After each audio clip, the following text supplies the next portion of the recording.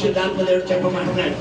సహోదరి సహోదరుడా, ఎవరో నిన్ను ప్రేమించడం లేదని, ఎవరో నిన్ను ఆదరించడం లేదని, ఎవరి ప్రేమో నీకు దక్కడం లేదని నువ్వు బాధపడవు. నేను ప్రేమించడానికి నేను లేనా? నీ చెయ్యి పట్టి నడిపించడానికి నీకు లేనా?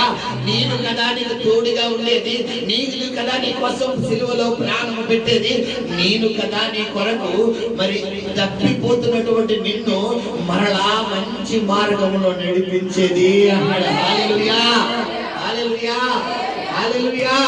కాబట్టి మనం ఏమవకూడదు, చెప్పాలి.